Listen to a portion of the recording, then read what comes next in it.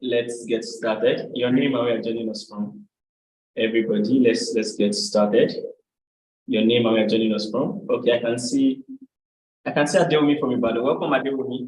Welcome, Adeomi. I can see Samuel from Oshun. Welcome, Samuel. I'm glad to be here. So much expectant. Thank you, Samuel. Thank you, Samuel. Welcome, Samuel. Welcome. All right, we're live on YouTube as well. Okay, it's time to get started then. All right. So, ladies and gentlemen, I can see Ayomide from Ibadan. Welcome, Ayomide. I can see Success from Port Harcourt. Success, welcome. I'm glad to see you. I'm glad. Thank you for joining. Thank you, Success, for joining. Thank you for joining. I can see David from Lagos. Thank you for joining, David. Thank you for joining, David. Thank you for joining, David. Thank you for joining. Welcome, everybody. Welcome to the 1% exclusive webinar. This is a monthly webinar brought to you by Additional Adedeji John. And as I've introduced earlier, we're a real estate firm here in Abuja, but we are so committed to wealth intelligence. So Luani from Ile-Ife. Welcome to Luani from Ile-Ife. Welcome to Luani from Ile-Ife. Welcome. Welcome to Luani from Ile-Ife. Welcome. I can see us all. Welcome. Welcome to Luani from Ile-Ife. Welcome to Luani from Ile-Ife. All right. Welcome, everybody. Welcome, everybody. Welcome, everybody. Welcome. I can see Luani from Ile-Ife. I can see everybody. Welcome. We're getting started right away.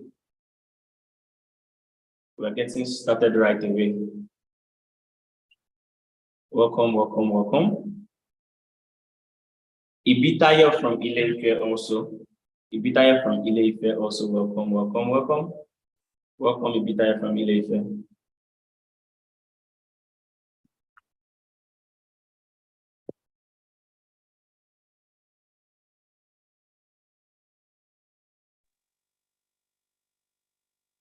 Welcome, everybody. Can everybody hear me? Addiction from Ile-Ife. Welcome. All right, guys, without wasting any further time, I believe everybody can hear me clearly now. Without wasting, Kenny from Ile-Ife, welcome. Without wasting any further time, it's time we go into the first session. For those just joining, let me quickly give us a rundown of what today is going to be like. So this is the 1% exclusive live webinar.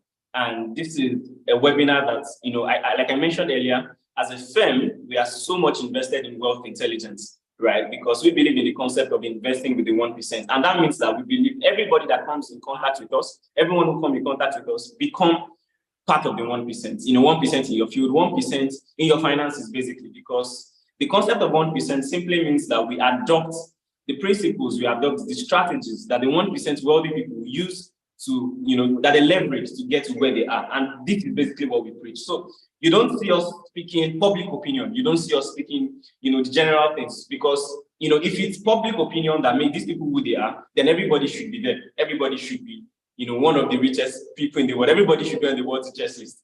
All right. So welcome, everybody. My name is Opeyemi Additional. And I'm going to be your host this afternoon. I'm so pumped. If you're ready, can you type I'm ready? I really want to get our energy. If you're ready, can you type I'm ready? Let me know how many people are with me. We have our guest with us already. And if you are not with your pen and your notepad right now, you might be wrong. If you are not planning to jot, you might be wrong also, because it's about to be an explosive session. I can guarantee you that. This is going to be a shift for you. This is going to be such an eye-opening. We have three sessions, and I can guarantee that these 3 sessions is going to shift you.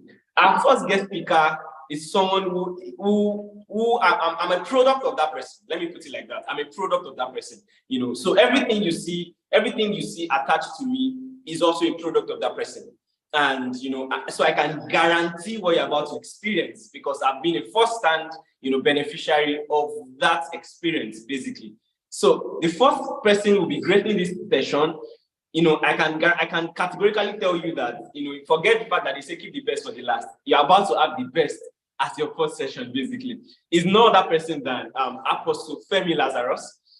Is the lead pastor. Can you hear me? Yes, we can hear you very well.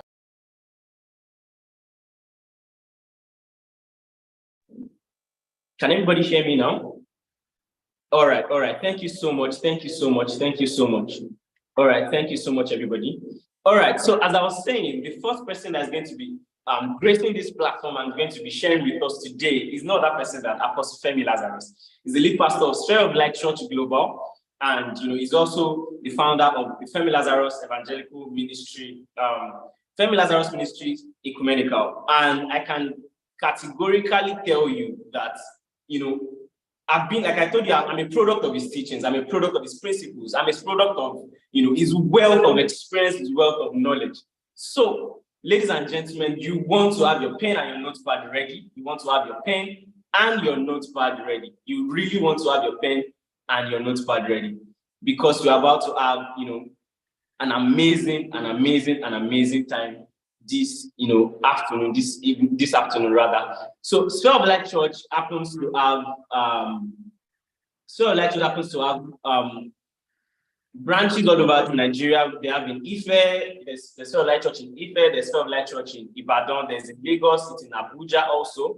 And I can assure you that you're about to have a shift, you're about to encounter something really, really amazing. You're about to learn from a wealth of experience.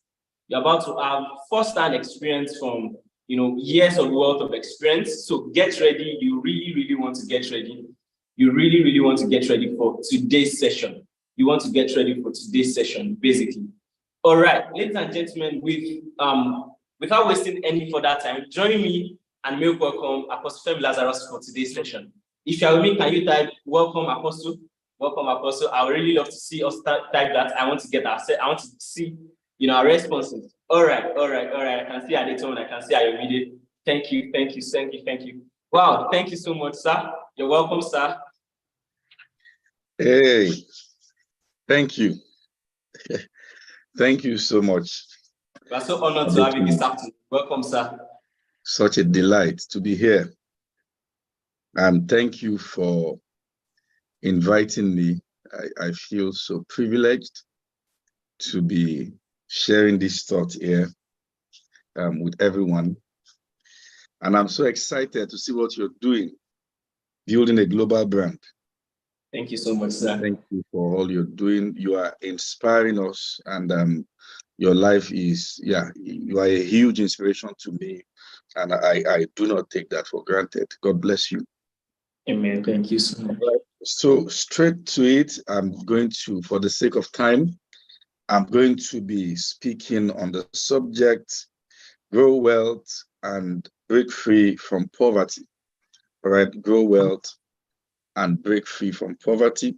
Everything I'm going to be sharing will be practical, something that even a 1-year-old child can understand. Very simple, no ambiguity. All right, and I want us to please pay attention. Unfortunately, the modern day church has found a way to demonize the subject of money and wealth. And as I study church history, I've never found any church more impoverished or more poor or poorer than the modern day church. All right, particularly in Africa. So that tells us that something is wrong with some of our orientations, and something is wrong with some of the things that we believe. And also conversations around money and wealth in Africa is largely emotional. It's largely emotional, and that's the reason why people don't break through, because people will rather trade emotions than to trade value. All right, and that's a serious one. Unfortunately, all the systems that has produced us from cradle till where we are, none of those systems is designed to make us wealthy. I've said this and I've seen people bash it on TikTok. They say it's okay. All right, in the world that we are in, opinion is the cheapest thing. Anybody can have their opinion, but wisdom is proven with time. And I said this before, from your primary school, in fact, right from the nurse that took you from delivery to primary school to secondary school, if you're in Nigeria, what you call your college, to university, you have never been handled by those who understand wealth creation, except for the few who are privileged to be raised by individuals who are not the first generation of wealth. So most of us are trying to be the first generation of wealth creators. That is, you are coming from a lineage where everyone has barely survived, and you are first generation trying to do things differently. All right. So yeah, and I wrote here that from primary school till university, you were taught by individuals who have no idea. All right. You were taught by individuals who have no idea of what wealth creation is. Most of them lived on their salaries, and that's why they go on strike once anything touched their salary. Some of you spent 7 years studying 4-year courses, only to spend the remaining part of your life discovering that you didn't know the course. All right. So, yeah, most of those that took you from primary school teachers to secondary school to lecturers are basically individuals who were living on their salaries, not those who have created wealth. And the idea is this: nobody can take you to where they have not been. And John C. Maxwell said, you can't follow a parked vehicle. You can't send your ego to dog school. So it's a zombie system. And that's why this meeting is for 1% wealth creation. So those who can think outside the box. It's a zombie system where you just repeat the cycle. There's something, when you study the hand, there's something called, is it the spiral of death? That is, ants usually follow each other, but something happens if you can get them to begin to move in a cycle. Try to remember the analogy well. Whatever you can do to get them to move, to get the leader to begin to cycle, the remaining band will keep cycling with him till they die. It's the spiral of death. That's what it's called. It happens to ants. And that's exactly what happens in our educational system. People just follow the system, and so we live a very predictable life. Get a job with the government and all that. So amazingly also, the two strongest influence in our life, or let me say 3 strongest influence in our lives: family, education, and the government. None of these systems have been equipped to teach people on wealth creation. Okay. Let's go into the issue of the government. Number 1, do you really think the government want to empower you to become as wealthy as they are? Because the moment you get to their level, you can get them out of power. So it means that the policies of the government are centered around survival, not wealth. You hear soft loans. I was amazed when I watched the president of Africa having a meeting with Putin, and what they were discussing was fertilizers. And I said, who got these guys here? They need to open the Black Sea so they can be able to get some grains. So the life of the poor man is centered around consumption, not productivity. Okay? Yeah. The government never wants to be like them. They know that the day you do, they will lose their grip. So it is important, all right, that you are kept poor. It's a governmental policy. As a matter of fact, poverty is a weapon of control in our modern day society. So let me explain. It's very simple. Before I get into that explanation, so education is not producing wealthy people. It's not. Just get informed. Take it from me. But that doesn't mean education is not important. The government will not do that. Unfortunately, if you belong to a church that has found a way to be doctrinally against that, you're in trouble. Or you are in a mosque where they found a way to pull that down, you're in trouble. So it means some of the most important systems that have the greatest influence over your life have no idea of what wealth creation is. And that's why the 1% of those that will survive all these infrastructures will be individuals who are thinking outside the box, outside the curriculum of the school, outside the reality of the government, and outside the pattern of families. As powerful as these three institutions are, they can also be some of the greatest problems. So this is the way government works.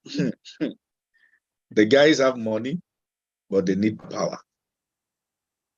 To get power, you need people.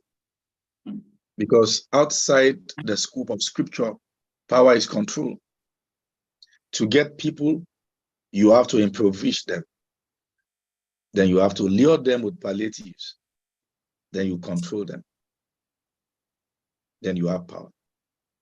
So the tool of control there is poverty. And that's why you discover that the poorest part of Nigeria is the north. And anyways, I don't want to go into the statistics of life expectancy, maternal mortality rates. All right, you find out that most of those things are higher where there's poverty. A lot is actually poverty. All right, so you need to, that's why you see that most of the campaigns are centered around we'll make roads, we'll build hospitals that they will never go to. We will do this. All right, recently the government allocated 700 and something billion naira for House of Rep members and senators, and then they were going to distribute, is it 8,000 for 12,000 household? All right, now that you don't need rocket science to know that if you multiply 8,000 by 12,000, you are dealing with billions of naira. Okay, that money could actually be used to build institutions that will get the people employed, but that's not the goal of the government. No government will make you wealthy. You must understand that. All right, so you campaign. When you are campaigning, they give rice, they give gari, they give 2,000 naira and caps. They collect it, you vote them into power. Okay, when you vote them into power, they will spend another 4 years making you poorer. Then the last part of the 4 years will be to lure you back with the same spiral of debt, such that people just keep moving in that cycle. Okay, so it means that those who are going to get into wealth will be the few that can think outside the box, because your thinking is a lot connected to your ability to create wealth. You cannot be better than your thought process. You can't be better than your thought process. And let me say this to you, anybody can survive. It is thinkers that grow wealth and employ those who are surviving. So if your life is about survival, what this meeting is about will be too disruptive for your kind of person. All right, you may not be able to cope because you have built a niche where you just want to live, survive, and die. This meeting is actually for the 1% whose purpose is beyond survival, those who want to really do something worthwhile. In fact, most times I get skeptical about counseling people to take some lonely road, take some path, because only few people are passionate enough to see ideas through. Okay, only few. So sometimes if you counsel people, they start, then they stop in between, then you made their life worse than you found them. You see that? All right, so somewhere along the line, you will need to take a break from all you have learned in school. And you need to take a break from some of the things you've learned in your families. And you need to take a break from some of the societal structure to link up with the 1% doing exceptionally well. Hope you know that it is 1% of the world population that controls more than 80% of the world economy. Yes,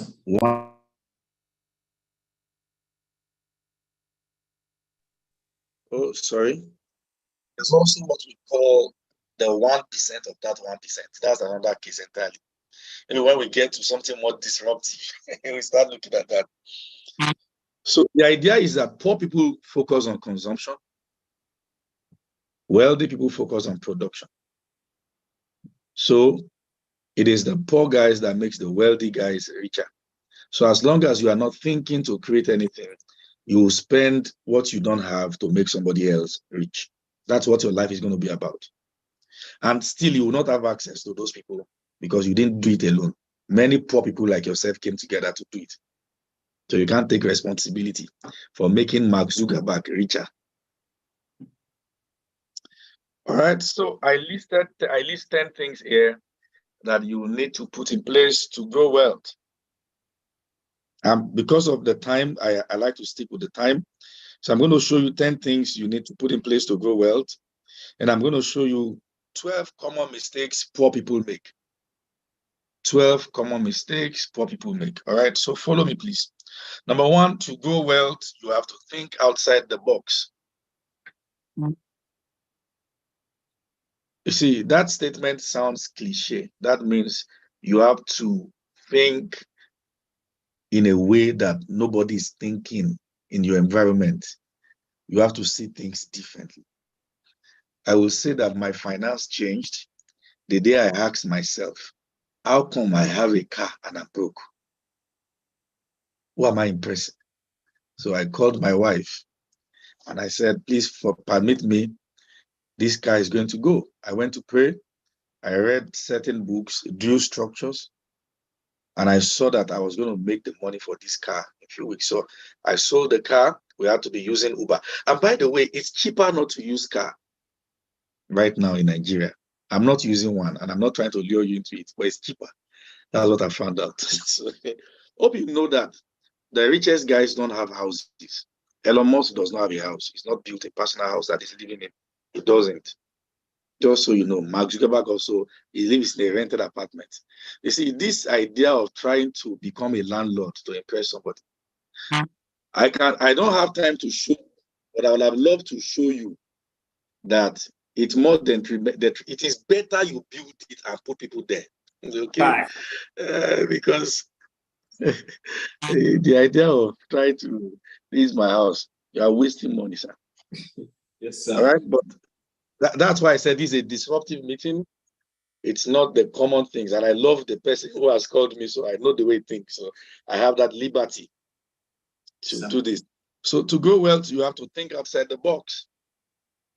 You have to think. Once you get fit into the way every other person thinks, you'll be like them. There's nothing you can do. There's a large connection between your thought process, your thinking pattern, and the money at your disposal. So, like I said, I sold my car. I sold that car then for, I can't remember whether 2.6 million. I went to add more money and I got, I can't remember whether 6 or 7 acres of land. All right. Got more money, cleared it, did the survey, did the plotting, and then we began to sell. In 3 weeks, all right. All right. In 3 weeks after we launched out to start selling, I made from that property, I made my first 5 million. That's over 200%. And I made that money from selling 1.5 acres. 1.5 acres. All right. I'm still making money from that particular property, just so you know. And I've made millions from it. I don't want to go into that. But I could have been, so in 3 weeks, they said, I went to buy a Jeep. Anyways, the way I see cars is that, for instance, I know that the economy things are getting more expensive. So if I want to buy a car, I like to buy something of quality because I know I can sell it for double the price in another month. All right. For instance, if you are using a Land Cruiser, a Prado, let's say 2014, you bought it 2 years ago. All right. Despite the fact that you have used it 2 years, you're going to be selling it for double the price now. All right. So, yeah, but sometimes you have too many things you don't need. You either decide you want to live as a big man or you want to make money. Wealthy people are not impressing anybody. You just want to make money. Ask many poor people, most of their desire is to get things to impress. They are not trying to get things to multiply wealth. Check. You want to get a car, you want to get this, you want to get that. Most of them want to get things to impress people, not to grow wealth. They want to buy this quality of suit, this quality of shoe. It's always centered around how people think, trying to give impression, and that's why it didn't start from you. It started from those that raised us, our parents. Many of you were made to study courses so they could boast about what you studied. That thinking is faulty. And some of you have started again. You already say my child will be a doctor. How much are they? So you have to be innovative. You have to think outside the box. Number two, you have to be willing to take a risk. Everything good lies on the other side of comfort. All right. So you have to be willing to take risk. Those men at the gate of Samaria said to themselves, if we sit down here, we will die. If we go to the camp of the Assyrians, we will die. All right. So let's take the kind of death. I will prefer to try and die than to sit down and die. So what you want to do is that you want to weigh your options. Some things are risky, but there's still some 1% chance of making it out. And when you stay idle without doing anything, there's 0% chance. And let me say this to you, I've said this again, particularly to Christians, that miracle is not a good financial strategy. The louder your amen does not increase your bank account. I'm saying this as a pastor, just so you know. To be willing to take risk, minimal risk, please. And then, so let me put this in context. What you want to do is that you want to check the success ratio of what you want to put your money into. All right. The success rate of it. All right. For a start, take minimal risk. As you go higher, you can begin to launch into the deep. So number three, but willing to take a lonely road. It is lonely at the top. Okay. But that's a concept. Those of you who know what I mean. But what I'm saying is that the path to getting to where you're going is very lonely. You feel alone. In fact, you feel you are doing the wrong things. Every vision speaks at the end. It doesn't speak at the beginning. So it means that thing you saw before you started, you have to keep seeing it. You have to make sure you keep seeing it. You have to make sure it keeps motivating you. It is very easy to start and hit a brick wall and give up somewhere in between. You have to remind yourself of the reason why you started, all right? And the willing to keep taking those lonely roads. All right? Number four, you need the character of being committed. Many poor people are not committed people. When you give them ideas, they won't follow it through. When they give them counsel, they won't do it. When they start business, they will eat the money themselves, and then they will shut everything down. All right. Commitment is one character that you'll find around people who are doing exceptionally well. We have the same 24 hours, but they have learned to convert their time into what is important. Nobody will watch movies like a poor man who have access to light. And when there's no light, they get generator. Netflix is being paid, NNPC is being paid, except them. Okay. Yeah. Number what now? So you need to be committed. Once you start something, see through. Take it scale from level 1 to level 2. Be committed. Be committed to relationships too. I'm going to get there. All right. Number 5. This is very important. Prioritize hanging around those who are far ahead of you. Prioritize hanging around those who are better than you. Prioritize hanging around those who know more than you. There's something called low self-esteem. When you meet people who have low self-esteem, they can't cope with anyone who is better. So what they do is to try to suppress people in their minds, then they can relate.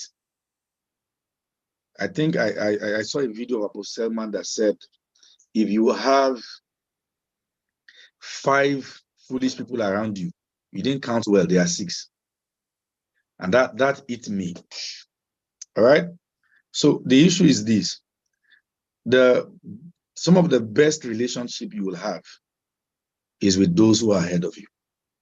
They will break the limit of your mind. They will show you possibilities. They will help you scale. So prioritize that. Have mentors. And then learn to build relationships with them. Okay. Number 6, build money discipline. Build money discipline. Build money discipline. Statistics have shown to us that a Chinese man holds money 5 times longer than an African. That is, they don't just spend. Sometimes, let me explain this. Some of the reasons why people spend is because their mentality has not grown to having certain amount sitting in their account, waiting for productive work. So they will always spend it and reduce it to the level of their mentality. For instance, if you give somebody who is not thinking well 1 million, within 24 hours, it will reduce the money to what his mind can carry. And if you ask the same guy, or the same person, what have you spent this money on? He will not be able to explain how important that is in creating more. Okay. One time I don't want to get into it. All right. So when you get a money that you know that kind doesn't come often, what you want to do is to put that money in what will bring it again. So you'll not be waiting for money from people. You can predict your own future. That's the way it works. And I put in brackets, avoid black tax. The average African family puts pressure on the one who has broken through and emotionally blackmail him as though it's the reason why others have not done well. So what you want to ask yourself is, if you were not in that family, they will survive. And sometimes you are not a giver. You're only a man who doesn't have plan. Simple. The reason you scatter money around, think you're a giver, it's because you don't have plans. Okay? If you have plans, you'll be better organized. That's the way it works. Number 7, spend less than you earn. Spend less, unless you are spending into investment. In fact, one of the general principles of financial intelligence is that whatsoever people assume, imagine that you are worth, you should actually be worth more than that. The moment their imaginations of you is more than what you really are, then you are financially unintelligent. You are financially foolish. So spend less. Okay? Invest more. That's the way it works. If you say what I have is 50,000, what can I do? Buy ties, quality tie, repackage it. Get a tailor to put your brand somewhere there. Package it well and target the 1% who are dressing exceptionally well in your organization and sell it to them, sometimes 300%. Repeat the method till you bail yourself out of that. Or you can just create a business, then you have a bailout. All right, I don't have time to talk about that. Sometimes when you invest, you invest again, you create a structure, then you bail out into another investment. This becomes a system, self-producing itself, while this is also picking up. All right, number 8. So I wrote a principle here. I think I've spoken about it now. All right. Make money, invest the money, enlarge the investment, make more money, then create multiple investments. Make money, invest, enlarge the investment, that is scale up. Make more money, all right, then have multiple investments.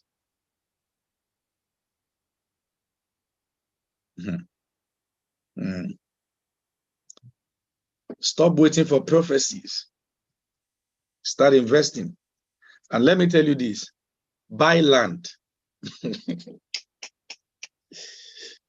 See, I think People underrate the power of real estate.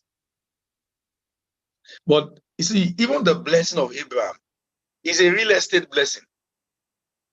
I will give you a land. It's real estate. Even the blessing of Abraham is real estate.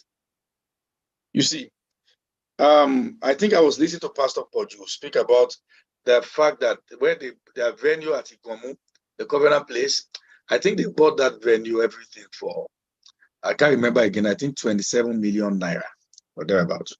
I can't remember, I think either 27 million naira or so.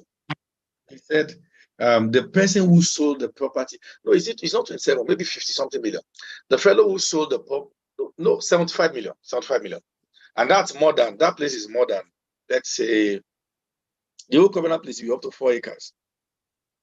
The fellow who sold the property to them bought each plot for 500,000. Can you imagine? 500,000. Now you can't get a plot there around that same location. I'm not sure you can get a plot for 500 million. That's how powerful real estate is. All right, but I'm not here to advertise real estate. Just follow. But let me know if you can still hear me, please. We can hear you clearly, sir. Okay, thank you. All right, let me be fast. I also wrote another principle as number 9. You will make your first 1 million from hard work, your first 10 million from smart work. I think I saw this somewhere. And your first 100 million from relationships.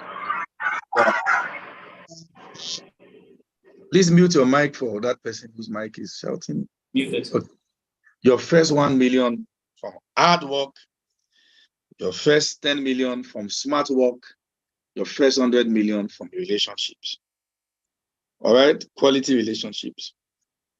Number 10, do what is necessary, not what is easy. Do what is necessary, not what is popular.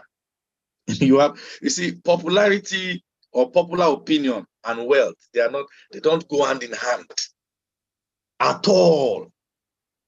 Once you are going the path of wealth creation, you have to know that you are living the path of what is common. And you have to think differently. But let me quickly run you through 12 common mistakes poor people make. All right, this is going to be all inclusive to also show you if you can see this in your life, then bail out. Number 1, they trade pity, not value. When you speak with a poor man, he wants to make you pity him. He's not trying to show you what he's offering. He's trying to let you know how things are bad. Don't trade pity, trade value. When you have access to great men, tell them what you can do, not how bad life has treated you.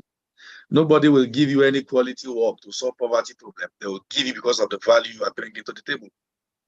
And many people fail at interviews because they have convinced their employers that they actually need the job to solve their poverty issues. Number 2, poor people are more convenient relating downwards than relating upwards. They find succor, they find encouragement when they relate with those whose problem is their problem, not those who can rattle their mind and get them out of mediocrity. Another mistake people make, number 3, mental laziness.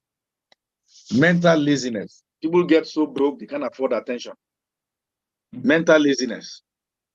All right, they don't think. People don't think. You ask people, what's the strategy you have to get out of this situation? No strategy.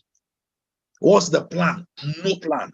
What's the structure? No structure. I know God will do it. I know my Redeemer liveth. He liveth also. There was Lazarus the poor man. Number 4, you see, poor people always have fear of commencement. They have brilliant ideas that they will never start. They have brilliant ideas they will never start. They value their fears more than their ideas. Number 5, procrastination. I will start this tomorrow. I will start that. I will start this. People procrastinate till house rent becomes a problem. Procrastination. There are things that are not emergencies. Pregnancy is not an emergency. Rent is not an emergency. You have 12 months to repay rent. You have 9 months to deliver. Number 6, superstition. The Bible said a poor man will not leave his house, for he said a lion is in the city. Okay, they are the most superstitious people. You know, they say that women are not supposed to do this business because when a woman do this business, she's not going to find husband. Superstition. Number 7, lack of financial education. So it's not just the lack of it, it's the unwillingness to pay for it. That's the problem. So he said there's this webinar and I'm amazed that this webinar is free because some of the things that are going to be coming out of this place are not cheap. I say there's this webinar, it's 5,000 naira. The fellow you will hear say, why would I say that? That's the fellow who is broke. Okay. And he won't mind spending that money on, because somehow, all right, I'm going to get there. In Africa, we believe everything should be free. And I tell people, whenever you don't invest in getting information, the information can't work for you. They will have asked me, so I have a master class coming for ministry management and structural administration. Why is it not free? It's simple, because people trivialize what is free. And I gain the knowledge at the cost. I have courses I've enrolled for that cost millions, where I learn. I had to pour cold ice block on my head so I could study and prepare for this meeting, because I've been stressed throughout the week. This is Saturday, you want to read, I had to pour ice block on my head. That's somebody investing that time. So if it comes at a price, pay it. If it doesn't come at a price, find a way to be a part of it and say, I've been touching this. How can I be a part of this organization? How can I speak to the person organizing it? Stop expecting everything to be free. Number 8, and this is a very serious one. All right, talking about common mistakes of poor people. Poor relationship culture. They will save your contact in less than 5 minutes. They are sending you broadcast. Some have sent broadcast to their destiny helpers, and now they hate the messages that come from them. Save their very careless things, careless decisions. They upload status anyhow. You are trying to get an investment for someone worth hundreds of millions. You are uploading a status, Sapa no they finish. The person who will relate to such money cannot be talking about Sapa. Carelessness. Not discerning differences. Just putting everybody in the same mold. Sometimes I go for meetings, people see me. I say, Apostle, good to see you. Can I have your contact? Give them my number. The following day, I'm getting broadcast message. And I'm wondering how. Of course, find a way to block those numbers. Poor relationship culture. Number 9, wrong priority. Wrong priority. Poor people prioritize instant gratification. You can see that from the story of Esau. Give me this food, I die. Jacob said, give me the future. Esau said, give me today. So you have to make sacrifices of today so you can get the future. Once you can think like that, you will break out. So it means once you have, let's say, something comes to just think future, then you'll break out. Number 10, poor people are always confused. What's your plan? I don't know. Can we do it? Confusion. Always confused, but never asking for solution. Never asking for the way out. All right? Always confused. And you will think confusion is not anything you should hold anybody to. Unless you see that there are books that has dismissed what you are confused about, or you are just not reading it. You see, number 11, poor people despise information. They despise information. They value everything else except information. And unfortunately, they said if you want to hide anything from a black man, put it in a book. Right? Number 12, poor people value things. Wealthy guys value ideas. Yeah. Poor people pay for things. Wealthy guys pay for ideas. Sometimes people pay a huge amount of money, millions, just to be seated in the same room where some people with certain ideas are seated. But the broke guy goes to ShopRite and he complains that things are bad. I think I have to stop here. Thank you so much for bringing me to this platform. Wow. Thank you so much. If you've had an amazing time, can you? I really want to hear our feedback. Really. You know, I've been seeing comments. I just want to say thank you so much, sir, for gracing us with this wealth of wisdom. If you permit, I would just like to take just one question from someone. Just one question. Okay. Who's going to be that lucky person? Just one question. Yes, please. Just one question. Thank you so much, sir, for that. Okay, someone is raising and see a hand. Oh, I guess it was a mistake. Just one question. You just raise your hand if you have a question. Just raise your hand. All right. Okay. Who is that? All right, so you can unmute yourself and ask your question now. The person who raised his hand. All right, Tiami, Taufik, kindly unmute yourself and ask your question.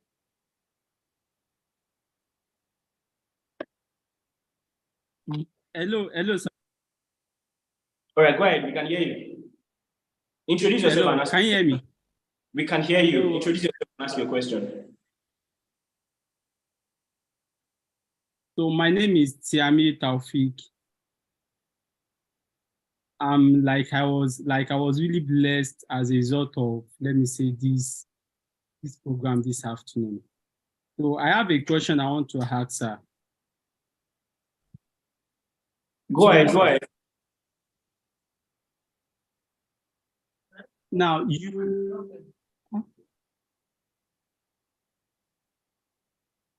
Can you hear me, Taufik?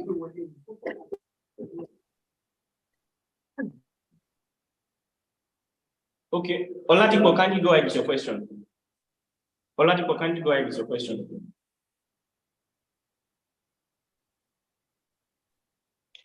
Good morning. Good afternoon, sir. Good afternoon, Apostle. Thank you so much for what a session. We pray that the grace of God will continue to be multiplied unto you. And thank you so much for organizing this, sir. I want to ask a question, sir, and it's about relationships. My name is Oladipo Fatukasi. I'm sorry I didn't introduce myself. And I lead a ministry here in Ibadan and on campus in Akure, Futa. My question is, how do I repair a broken relationship, seeing that the person is experiencing or getting results in life? I'm as well getting results in life, but something happened, the relationship broke apart, and I feel very strongly that we should still be connected in partnerships. But then, how do I go about establishing this relationship? The second party in context now was the one who made an offense. We were able to talk about it, but ever since then, it has not been the same again. And we are really making progress at our levels. It would be so beautiful if we still remain together and do great things for God in life and as well for humanity, sir. That's my question, sir. And I think the question also applies to those that are even ahead. How do I, peradventure, a relationship with a senior colleague or a mentor got damaged at some point? How do I repair that relationship so that I enjoy all that God has in stock for that relationship, sir? That's my question, sir. Am I supposed to go ahead? Yes, sir. Go ahead, sir. Okay. So, trying to resuscitate a relationship that died or that went south, first you must be able to highlight the differences in value that caused that in the first place. Then secondly, you have to understand that it is not even the issue that makes the gap wider. It is the words, the things said after the issues that both parties will hear from different quarters. So you want to cut out those who are middlemen, who are bringing the words that are not healthy from both ends. And number two, you want to have honest conversation that should be centered around shared value, so that you will, in attempt to resurrect it, it will not die again, thereby becoming impossible in future to make up. So you want to make sure that now there is an understanding that is based on shared values, all right? And then you can get things moving. However, it takes two to tango, all right? So it won't work if both of you don't agree. And if the other person has chosen to let it go completely, then you have to move on. All right. Thank you so much, sir. I believe that did justice to that question. So one more time, if you've learned so much, kindly type thank you, Apostle. Thank you so much. We really do not take this for granted. We are glad, we are happy. We've learned so much. We've learned so much, and I believe everyone on this call have learned so much from today's session already. Thank you so much, Apostle, for gracing this event. We are really grateful. Thank you so much. Thank you so much. All right. While we are still enjoying the euphoria of Apostle session, we're about to go into the second session right now. I tell you, we have 3 sessions. That's just 1 out of 3. We still have 2 more sessions to go. And I want you to fasten your seatbelt because it's about to be a ride. The second speaker is already right here with us also. This is someone I really, respect. This is someone with proven results. And, I don't just really listen to people. I don't just really, try to invest in relationships with people. But when I see someone who has track record, who didn't just appear, who I understand or I've seen the person's process, and I see the kind of feat that the person is achieving, this person is really inspiring. I tell you, really inspiring. And the person is Chiazo Daniel. Chiazo Daniel is a business innovator, he's an author, he's a filmmaker. In fact, he just launched one of his books, Selling Like Wildfire. He's an experienced talent manager. He has managed talents such as Real Worry Peking and the likes. He's an event promoter, he's an entertainment consultant, he's a political consultant, and he has tailored strategy for every client irrespective of their careers and profession. Chiazo is skilled in negotiation. Trust me, he's skilled in negotiation, human and resource management, communications and public relations, strong media influence, and he has experience backed by a first degree in applied physics from University of Port Harcourt and a second degree in media and communication from the Pan-Atlantic School of Media and Communications. Ladies and gentlemen, Chiazo is the brain behind most of the brands you see out there, although you might not know he's the brain behind them. Without wasting further time, without any further ado, kindly make welcome with me, Mr. Chiazo Daniel, for his session. The floor is yours, sir. Welcome. Thank you for joining.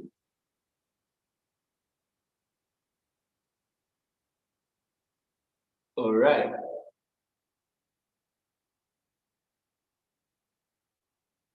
I believe he's trying to connect now. Okay.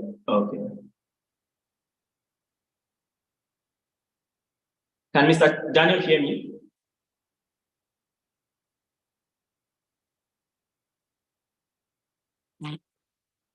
Okay. Can Mr. Daniel hear me? All right. Well, I'm still trying to get Mr. Daniel to come up. All right. It's with us now. All right. So good to see you. Yes, just give me 1 minute. All right. No problem.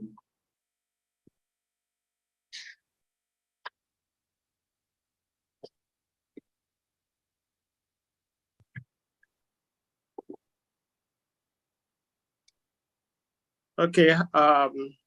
Hi, everyone. Good afternoon. Good afternoon. So good to see you. Thank you for joining us. Sam. What's your session? Yes. Sorry, I thought your class started maybe by 1, so I wanted to hear from the other. It started by 12. Oh, great. Okay, no problem. It's a privilege having to speak to people who are as hungry as I am, people who want to learn, people who want to grow their finances and also know what it takes to multiply their income. So it's this is the worst time to be an entrepreneur, but this is the best time to be successful. You understand that? Are you sure I'm trying to, okay. Okay, good. I don't know if you can hear me. We can hear you clearly. Okay, great. So, like I was saying, I said this is the worst time to start a business. That's for people who are scared to start their business. But this is the best time to be successful starting a business, because what you're going to be looking out for right now is solutions to problem people are currently facing. Do you understand? A lot of people just jump into business because they believe that it's supposed to be a business. Some businesses, some ideas are not meant to be a business. They are just meant to be like, let's say, a hobby. You understand? Let's say you know how to sing in church. Until you know how to turn it to a business, that's when you are supposed to try to go do music. Again, if you check in churches, you see a lot of people who have great voices.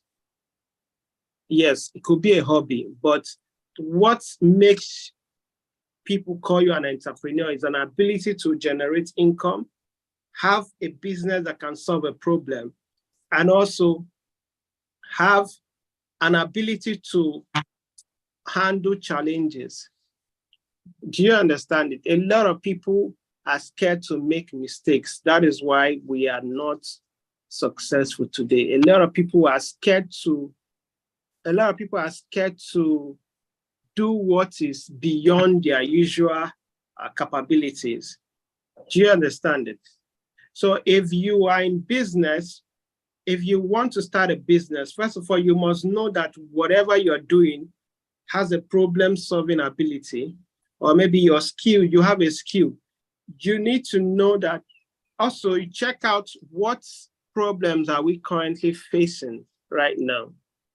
You get, despite Uber and Bolt being in business, there are a lot of other brands coming up to solve that same problem. Do you understand?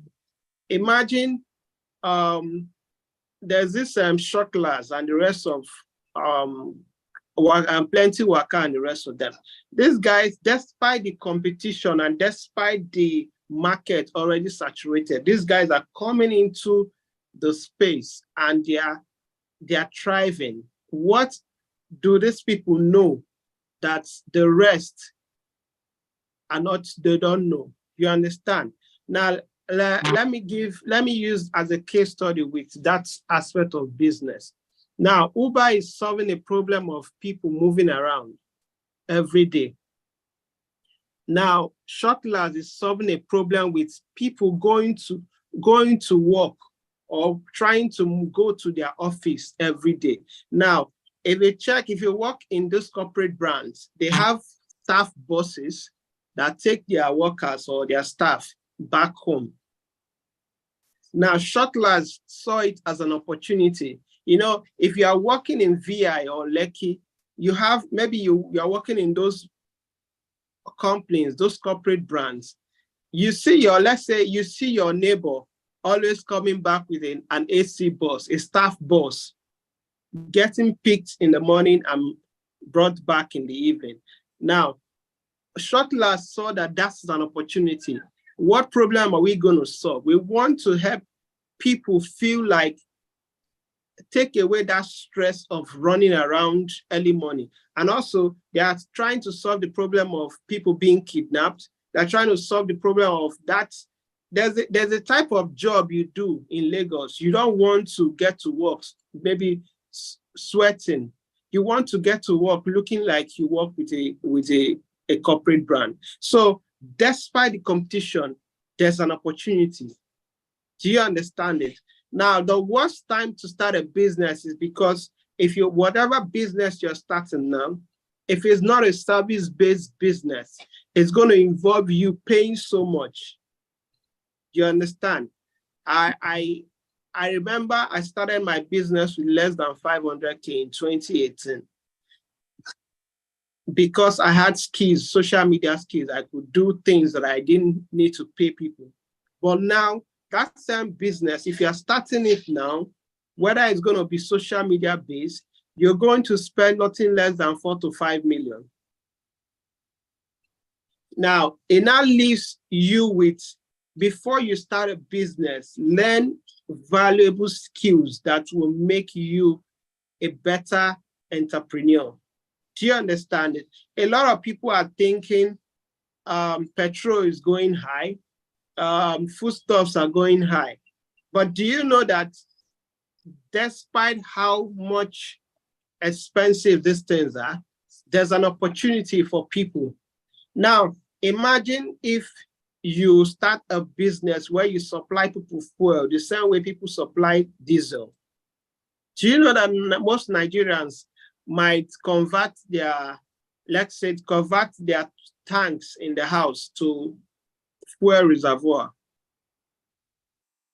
Do you understand it? Because if the fuel is almost the same size with diesel, then what's the essence of going to queue at the filling station? And also, because of the prices are no longer stable, you want to buy for a rainy day. You want to buy and keep.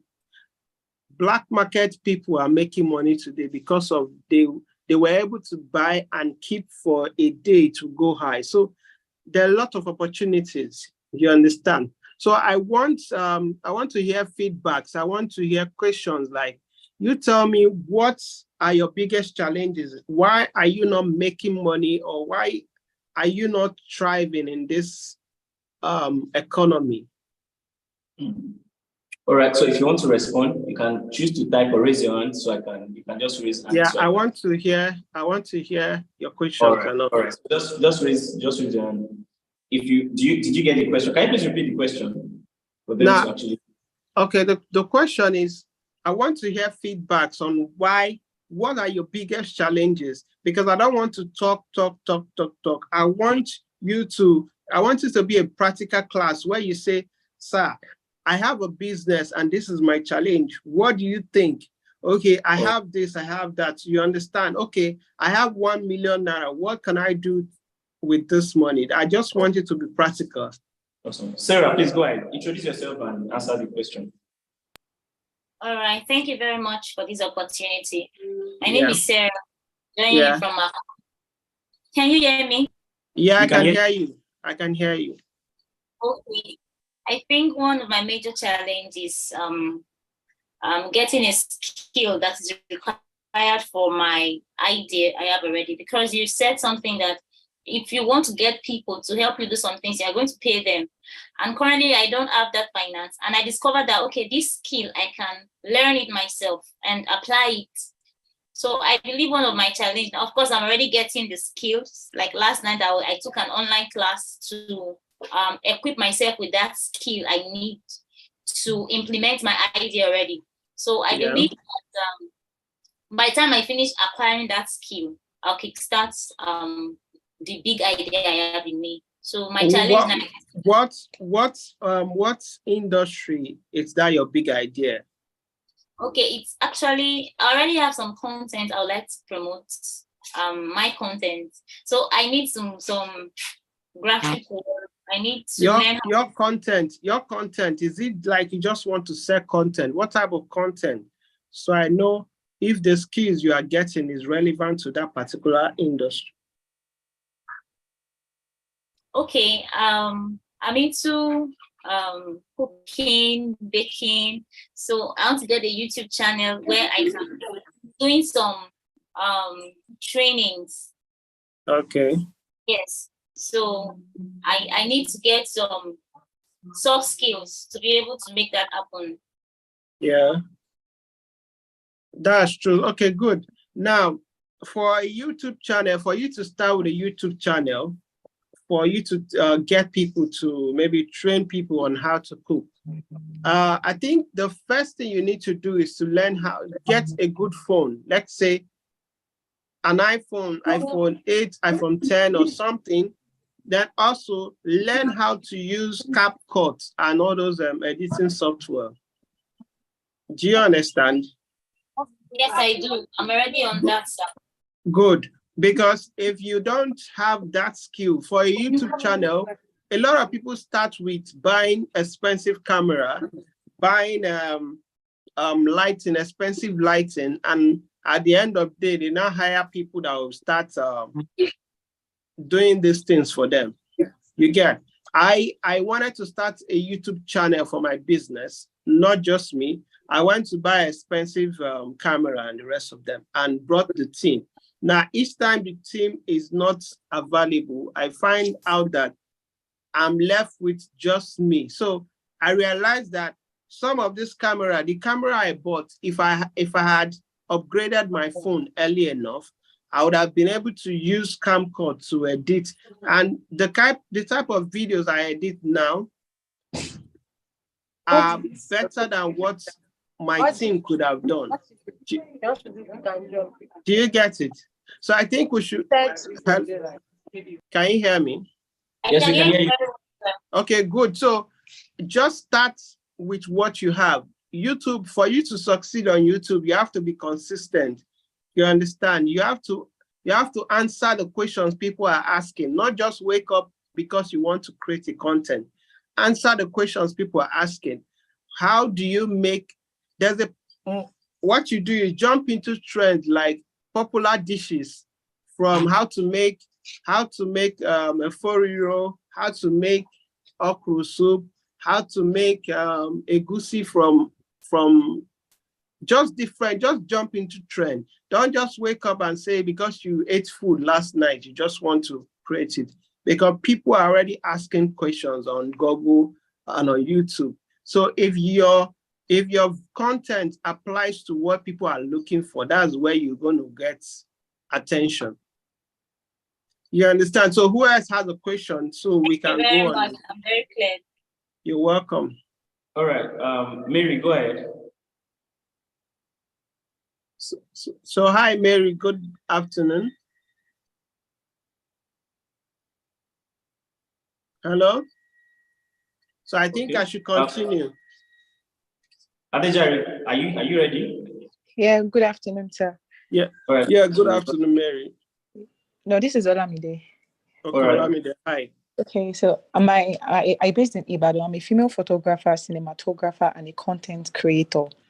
So my own issue and my question is, being a photographer in Ibadan is more like you wasting your time because, okay, over the times, the client I have met, they prefer to pay like a lower amount to what I like, to what I charge.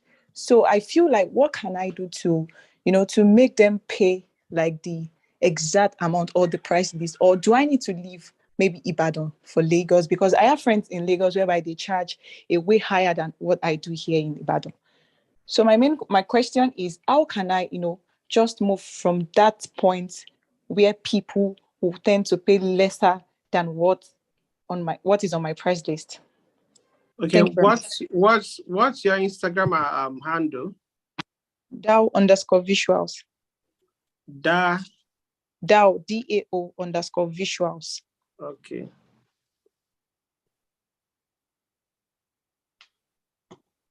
D what?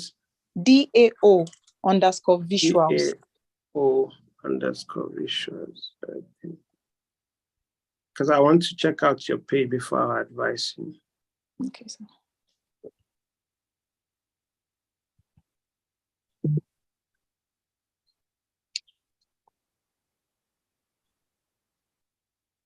Okay, how long have you been in photography?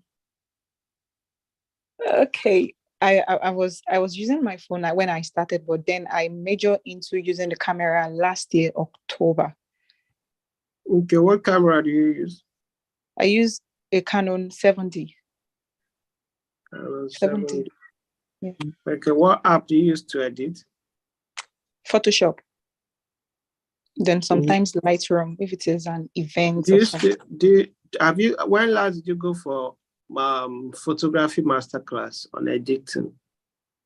Well, actually, I'm still in school and exam and everything. So I decided to, watch those videos on YouTube to brush up what I know. Okay. So I do YouTube almost every day, learn one or two things before then maybe go to Lagos to go for a masterclass. Okay, there are two things that will make a photographer. There are two things that makes photographers. I when I moved from Port Harcourt, before I moved to Lagos, after my university, I studied photography. I realized that for people to patronize you as a photographer, you have to be the most popular photographer at that time. Okay, sir. Does that make sense? Yeah, I'm with you, sir. Good. Now, you are in school. My strategy back then was, I knew that I had a job with a photo studio that didn't have all the expensive equipment, gadgets, but it was just opposite the school. So, but I knew that people don't trust company, they trust the individual, they trust the photographer in that particular space. So what I did was, I decided to start doing photo shoot for the most popular models at that time. Okay, sir. Also, I did, anytime they do Miss Uniport or Beauty Queen, beauty pageant, I try to build a relationship with that person that won the pageant, and I'll do a photo shoot for that person for free. I'll just do a collaboration with a makeup artist, get people to create a concept, and then a fashion designer. Then I create a shoot for that particular beauty queen.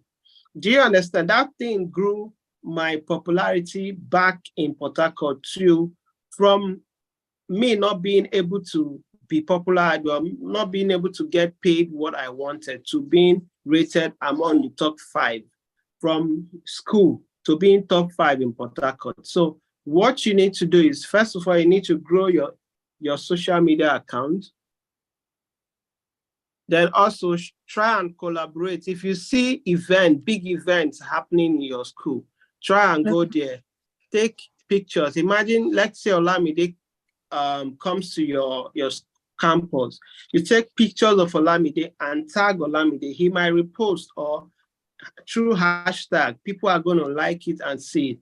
So if your people see that you have been able to shoot popular let's say popular celebrities or popular models, they will reach out to you for payment. You don't have a right to charge what you are worth until people that patronize bigger people have patronized you.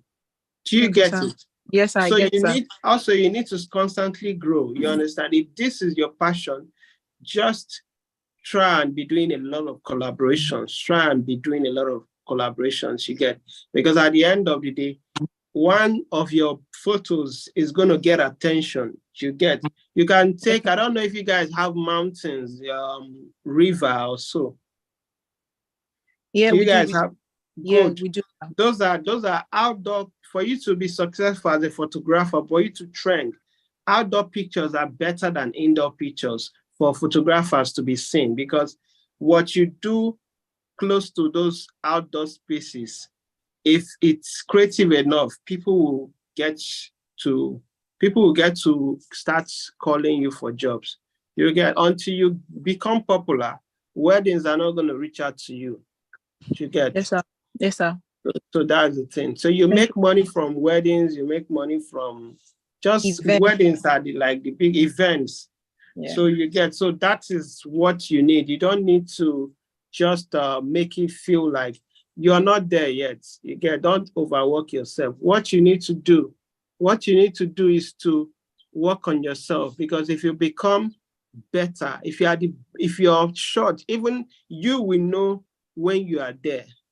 Do you understand it? Yes, sir. You get it's like when I go back to my pictures I took back in school that I was popular, I'll say, God, so I took this picture. Are you serious? So you want to go back and tell the people, please, can you retrieve this picture? Let me take it again. Yes, sir. So you understand. So keep working on yourself. Right, sir. First of all, just sir. Okay. Can collaboration make me like grow or make me boost and known to people, like collaborating with a makeup artist than a model? Yes. The what will grow your page is collaboration. What will make you money is shooting very mind-blowing pictures. You get most photographers in Lagos, what they do is collaboration, but don't collaborate with everybody. You have to know now how you do collaboration is if you see somebody that has 10K followers on Instagram, you collaborate with them because you are less than 500. If you see somebody that has 5,000 followers, but don't collaborate with somebody that does not have followers. Okay, sir. You understand? You get, Yes. because the more visibility you get, the more attention and people popular you get. So that's how it works. Okay, thank you very much, sir. Good. So now I want to speak on how to generate income from your business. You know, a lot of people are these days they are starting business which is so much money. You get, if you pour, let's say a case study now, let's say you're starting photography and you start by spending, let's say you put in 10 million into photography when you have not really mastered the hustle. It's a bad investment. So what you do is, there are people who, what they do is they spend every month, they spend nothing less than, let's say, 200 on courses on how to grow. You understand? If consistency is very important in business, you need to grow, because the more people see you successful, the more you charge what you are worth. You get, early this year, I told most of my clients that I can't do consultation less than 200 anymore. And they were like, are you serious? And I said, you will know when it's time for you to charge a particular amount. You understand? So what you do is, when you're starting out a business, find a business that does not require too much money. A sales business does not require you setting up an office. A photography business does not require you owning a studio. You understand? A makeup artist does not require you owning a large space. All you just do is buy the right equipment and be available to travel. Do you understand? Be available to move. So in this particular space, in this economy, having a big shop or a big store or a big office is not the solution. You need to cut down on a lot of things. The only time you need an assistant is when you need somebody to help you hold or run errands that you cannot do. Do you understand? When economic crisis happen, people cut down on the things that are costing them money.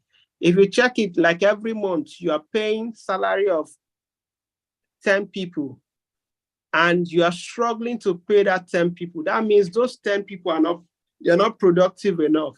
Because if your business has grown to a point where you have to pay 10 people, that means if you calculate it monthly, that means that 10 people are making you nothing less than ×2, because the reason why you keep somebody in your business is because the person is productive. You get, that's why salespeople, that's why real estate people don't pay their sales agent. They put you on a commission. You understand? So if you put people on commission, there are a lot of opportunities at the moment that you can do. For somebody in school, you can help your friends write their projects. You can help your friends write their project. I know people who made so much money in school because they were helping people. You know, a lot of people, if you check it now, most people are ghosting their academics at the moment. Somebody is schooling in OAU and the person is in UK. Do you know that those kind of people, they will need somebody to write their projects, they will need somebody to write their courses. And if you are smart enough, you'll be able to tell these people that, okay, if I'm writing a test for you, I'll charge you 50,000. People will pay. You understand? If you are the smartest person in your class, people will pay you for you to write their test for them. You understand? Also, in your neighborhood, you can start up a car washing company. You can get your friends, and you go every morning. Or every week, you can have people subscribe to your package and tell them that I'll be washing your car for 20,000 every month. I'll be washing your car for 10,000 every month. I'll give you 3 times every day. And because you have enough time in your hand, you're only doing a business that because you have enough time. Imagine if you have enough time to wash 5 people's car in a day. You get, if you are not yet successful, you need to bring down yourself, because now washing people's car could put you in the place of, I have people who come to my house to wash my clothes and I pay them 7,000 per day. So imagine if the guy washes, let's say, washes like, do like 3 different washing for different people in a day. That's over 21,000 in a day. So why people are complaining about money, some people are earning more. You get, so there are a lot of opportunities. I'm trying to break it down for you so that you don't make it look like I'm talking from an aspect of a rich or a successful person. I want us, because I believe we're all young. If you check it, we're all young. Where some of us are in school. But then how do you survive as a student? And also, while in school back then, I used to help people find apartments. I used to help people find rent apartments. If I see year 1 students, I go to their, where they are doing their registration. I tell them that, are you looking for an apartment? I'm an agent. I'll help you get an apartment. My commission, my inspection fee is 5,000. And that day I've made 5,000. Imagine if you are helping a lot of people get, there are some people that you just, there's so many opportunities you get. There's so many opportunities you can do. Then also you could have, maybe you could start a business where you are helping people get their, deliver their, let's say, their documents or laminate their documents or so many things. So there's a lot of opportunities that you can do. You can even supply people, let's say, food stuff. You can help people go shop, go to the market. You can help people cook. So there are a lot of opportunities.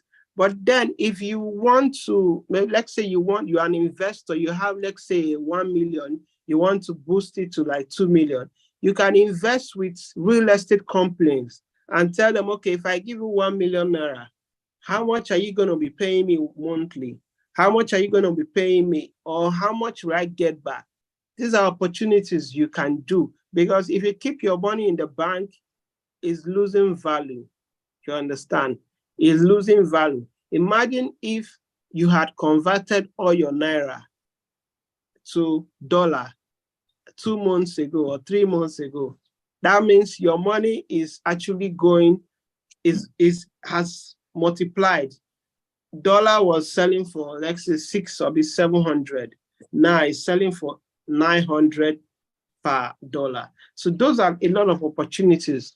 Now, for you to make money, you have to predict the future. You have to know that if I start this business or if I buy this property now, what am I going to get in the next run? You get, the economy is not going to get better. Whoever is thinking that the economy is going to be better is wrong. Is it Nigeria is not going to get better, but you can get better. You can get rich. I got rich in 2020. That was the worst time to be rich. That was the worst time to be rich. Do you understand? But I got rich. Why? Because I had skills. I was prepared enough to do. So since I have 5 minutes, I want to answer some of your questions. Please, can you, I need to get questions, please. Adejoke, please go ahead. Adibobola, please go ahead. Yeah, Adejoke.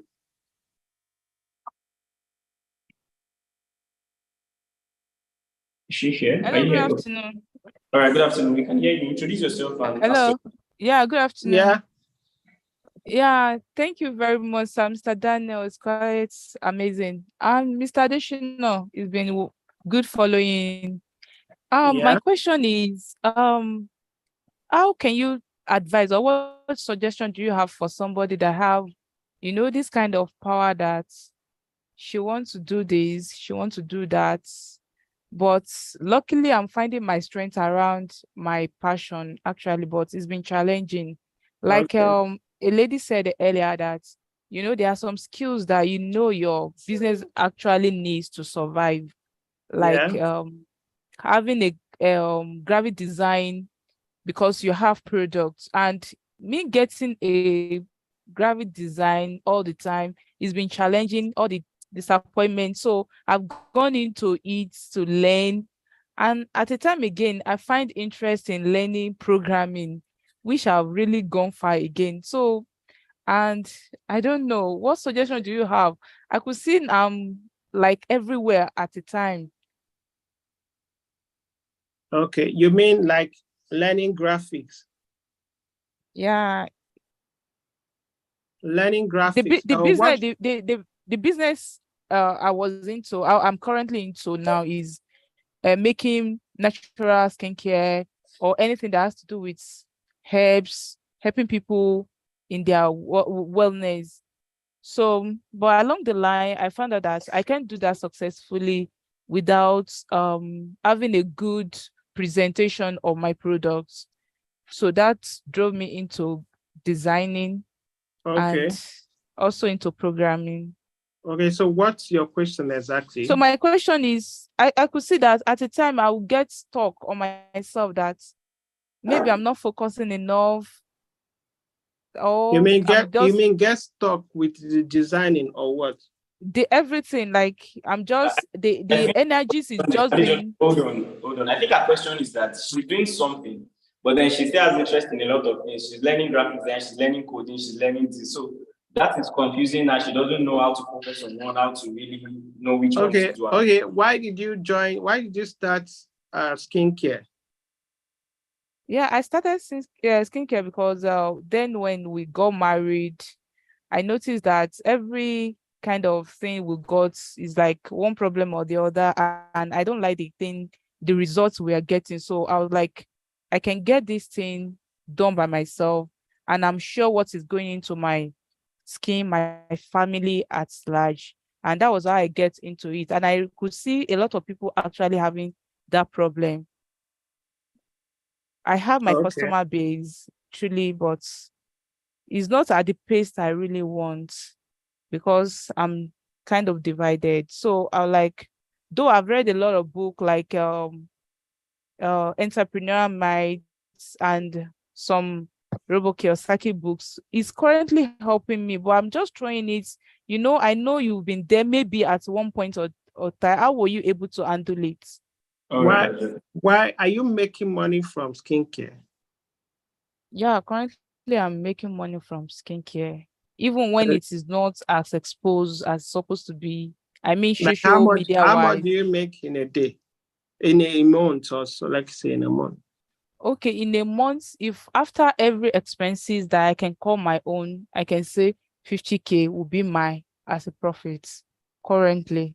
Okay. Okay, good. So the thing is that, everything in business is consistency. A lot of people don't persist till the end, they give up or they go and start another business or they try to do a side hustle. The graphics, the only reason why you're supposed to do graphics is because you want to design your skincare look, rebrand it or so.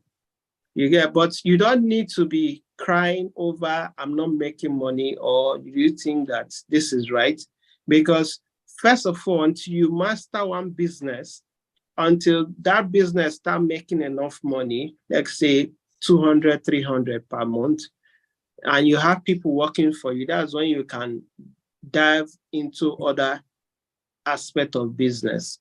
Do you understand it? Because once you take your mind off this business, you lose passion, you lose concentration, and your interest start dying. When your interest start dying, you end up getting tired of that's your first love. Do you understand it? You Yes, need to very well. ask yourself, why did I start this skincare? You'll get. If you are not making enough money, you should invest into like marketing or promotion and all, because it's good for you to do graphics and the other one, but your primary assignment is what people know you for. Because if you have started for like, let's say, 3 years now, if you stop doing that business and go into another business, your friends who know you will not ask you, why did you stop? They will just believe that she not finish anything. And you need that influence of consistency to win people over when you finally succeed. You get, one day you could be sleeping and somebody asks you, you see they do that in your skincare. That question is, there are two things involved in that question. That question is, oh, I just say you don't stop them. Another one is, okay, I want to buy. So what if on that period is those period where you are tired, or maybe you are trying to give up and you don't have any product? If you disappoint that customer that day, you will never win them back. So focus on your skincare and do the design as a side hustle. You understand? Side hustle is just a complement you when you are not making money. Like one day, maybe one bad month of skincare, graphics can pay you. It could be like 5, 10K, 15K. Do you understand it? Yes. Good. So I need more questions before we wrap up. Thank you very much, Mr. Yeah, I'll Daniel. just take one more question. One more question. Okay. All right. Go ahead. Yeah. Is Mary ready? Tolu Ashe, please go ahead. All right. Good afternoon. I want to say thank you very much, Mr. Chiazo, for the insights you've been giving us, and also the organizer of this program. Thank you so much. Yeah, my question is, I think it's very simple and quite straightforward. I'll say the question is, what's your advice for someone working on a 9 to 5? And is it possible to, because with the way the space is these days, it's like the elderly ones, the experienced ones, they don't want to resign, they don't want to retire. And it's not giving enough space to the upcoming ones. So my question is basically, what's your advice for someone working 9 to 5? And is it possible to be successful working 9 to 5? Yeah, thank you. What job do you do? Where do you work? What type of job? I work with a bank. All right. How much is your monthly take home? Monthly take home is about 250. Okay.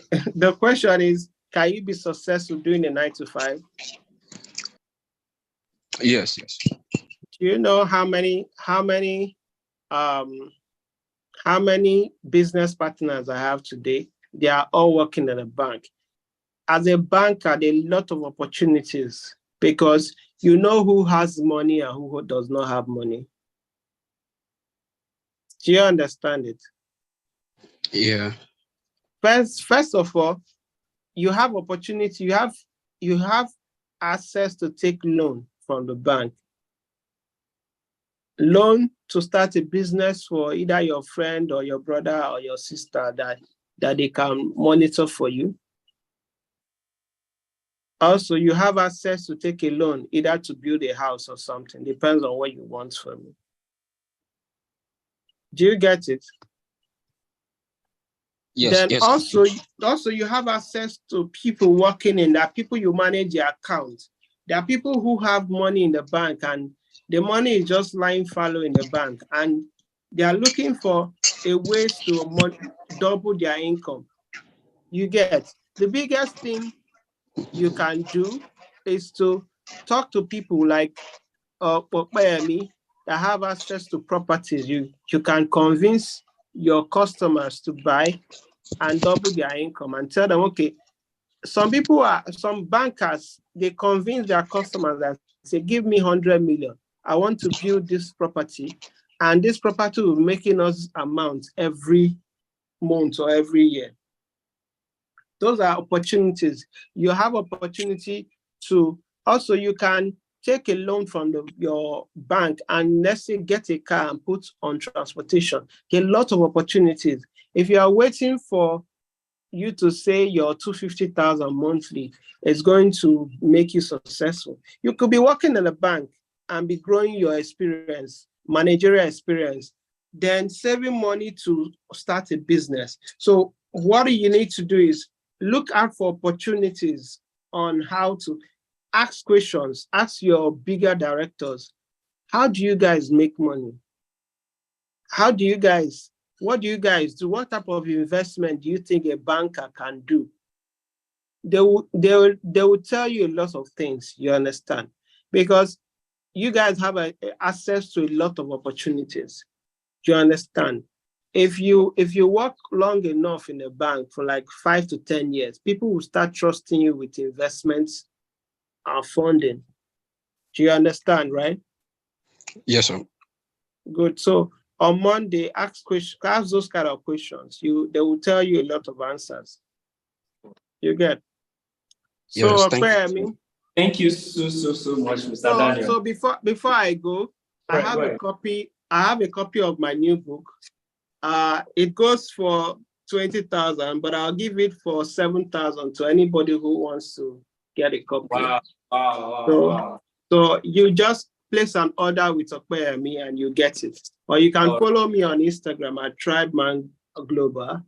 Also, compete or dominate on Instagram and you get a copy.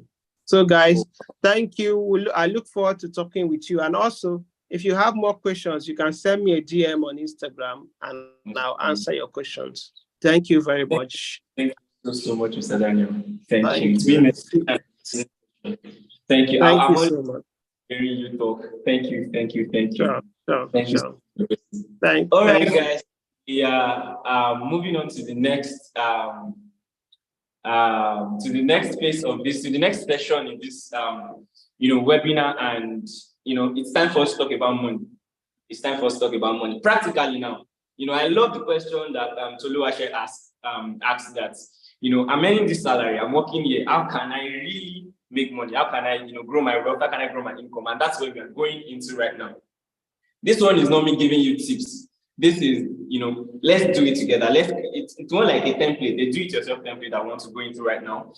So I'll be taking the session myself, and I really, at TribeMan Global, all right. Let me quickly type that at TribeMan Global. Okay, so we're going into the last session right now. I want you to pay attention and follow very, very, very closely. Very, very closely. I believe everybody can see my screen now. Can everybody see my screen? If you can see my screen, let me know you can see my screen. If you can see my screen, just type you can see. I see your screen. All right, thank you. So you can see what's on the screen here. It says customized investing. You see, I've been in the world of investing for a while now, and I discovered that the way we talk about investing, please mute yourself. Please mute yourself. All right, thank you. I discovered that the way people sell investing, the way people communicate investing, it's more like a one-size-fits-all. Yeah, you hear, okay, buy land. And it's excellent to buy land, especially in this kind of economy. I'm a real estate guy, so I want you to buy land. So listen very, very closely, listen attentively, right? But I discovered that, you see, this investing thing, the goal of investing is to grow your money, is to multiply your money, is to put in an amount of value and get a greater amount of value from something. So if I invest in knowledge, it's so that I can get, that knowledge I can use it to get more probably money or whatever it is, but when I compare the value I'm getting from the value I put into it, the value I'm getting should exceed the value I put into it. And that's the concept of investing, right? That's the concept of investing. So primarily, I believe investment should be customized, and we'll be going into it very, very detailed, and you would see how you can practically, start investing from right now, in a way that you can grow your income, grow whatever it is you want to grow practically, step-by-step approach. And so I would like you to ride with me patiently, right, as we embark on this journey. So firstly, let me introduce myself once again. I'm Okpeyemi Adesina. Basically, I'm a product of impactful experiences across various sectors, like the creative sector. Most people don't really know that, I used to be an ad man, I mean advertising guy. I've worked in an advertising agency. I created campaigns with Airtels, with Indomie, with Peak Milk, and the likes, Providence Banks and the likes. And I also won a Future Creative Leaders Academy Award, basically as far back as 2017. I worked in the retail sectors also. I've worked with clothing, I've worked in food and the likes. And recently, not really recently, but right now I'm in the finance sector. So basically, I kind of have a cross-sectoral experiences that puts me in a position to really have a wider perspective to things. And I'm a 3-time national awardee. I'm an author of 5 books, and also I like to call myself a wealth literacy coach. Not necessarily, I don't believe in, I prefer wealth literacy to financial literacy. I think financial literacy is just you knowing what to do to put money where. But wealth literacy is how to actually put that financial intelligence to work to actually build wealth. Right now, I'm the founder and CEO of Additional Adedeji John Realty Limited, and I currently lead the vision to build the world's first Pan-African resort. Many people ask me, okay, is it that there's no Pan-African resort? And I answer, it's simple. When you say Pan-African, it means all African. It means it cut across every African. We'll get there in a jiffy. All right, so this is what we're talking about this afternoon. Why customize your investing? And I'll be looking at a case study, in this aspect, and then I'll be sharing with you a DIY template that you can adopt, a do-it-yourself template that you can adopt. That whatever level you are, whatever state you are, you're a student, wherever you are right now, you can adopt this template to start investing, to start growing your income, to start growing your wealth. And then I'll be giving us an opportunity to get started now. And then I'll take questions afterwards. All right. Why customize, right?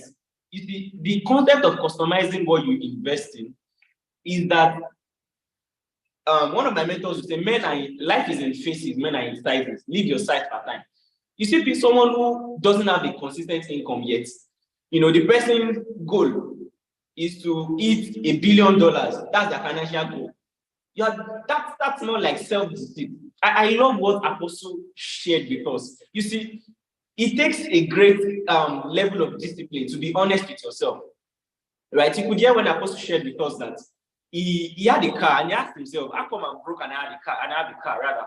You see, many people really are not honest with themselves, and that's why it looks as if they keep chasing the air, right? You need to understand where you are and take the stages gradually. So there are 5 stages here that you can easily categorize yourself into: financial instability, financial stability, financial security, financial freedom, financial abundance. Financial instability means you don't have a consistent income yet. So you are often worrying financially. Oh, you are at a place where, you don't even have money to eat. And the next minute you have money. The next minute you don't have money to go somewhere. The next minute you have money. The next minute you don't have money to buy this food you need. The next minute you have money. That's financial instability, right? At that point in time, your investment cannot be the same as someone who is already at financial security level. Your investment at that time is how you can move to financial stability.